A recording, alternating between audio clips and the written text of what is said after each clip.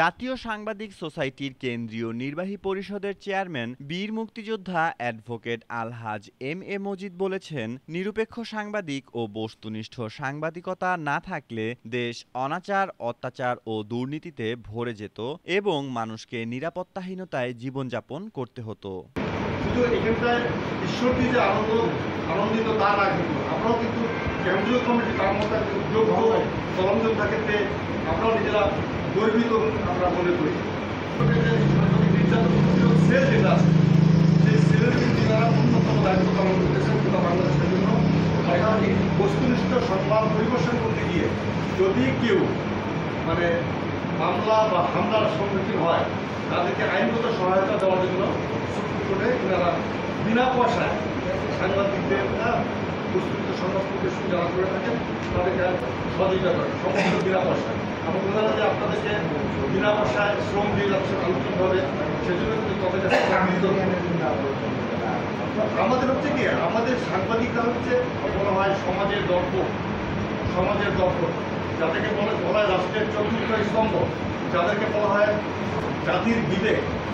হ্যাঁ, এই বিবেকগুলো বা এই স্তম্ভগুলো অন্য কোনো যারা ওয়ালটন আবারও মিলিনিয়ার অফারে ওয়ালটন ফ্রিজ কিনে আপনিও হয়ে যেতে পারেন মিলিয়নিয়ার। মিলিনিয়ার ছড়াছড়ি দেশ জুড়ে, এটা শুধু ওয়ালটনই পারে। সাংবাদিকদের সংগঠন আছে তাদেরকে যেটা বলা হয় না, যেটা সাংবাদিকদেরকে বলা হয় সেটা আমাদের জাতীয় সাংবাদিক সোসাইটি বা বাংলাদেশের সাংবাদিকরা বলে তা না।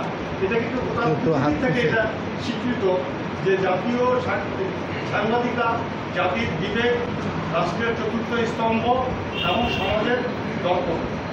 সমাজের দর্পণ মানে সমাজের একটা আয়না। যদি সত্যি সত্যি যদি কোনো সাংবাদিকরা না থাকতো তাহলে দেশটা কিন্তু কতটি অনাচার দুর্নীতিতে ভরে পড়তো, যেটা চিন্তাও করা যায় না।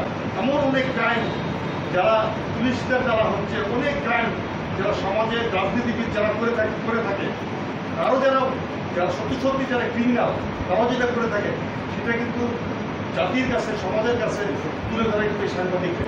এবং সাংবাদিকরা যারা প্রস্তুত সাংবাদিক তারা কিন্তু খুব বিপদগ্রস্ত হয়ে থাকে, তারা কিন্তু খুব বিপদে থাকে। তাদের এখানে সত্যিকারের যারা সাংবাদিক তাদের এখানে কোনো আত্মীয় স্বজন বন্ধু বান্ধব থাকে না, কারণ তারা সত্য নিউজ লিখতে গিয়ে তাদের আপন বলতে কেউ থাকে না। তারা কিন্তু বরিষ্ঠ প্রমাণ আনি, আমার বিরুদ্ধে কিন্তু 104টা মামলা হয়েছে। গতকাল বৃহস্পতিবার রাত 10টায় জাতীয় সাংবাদিক সোসাইটি ঈশ্বরদী সাংগঠনিক জেলা শাখার পক্ষ থেকে ঈশ্বরদী উপজেলা প্রেস ক্লাবে আয়োজিত এক আলোচনা সভায় প্রধান অতিথির বক্তব্যে তিনি একথা বলেন।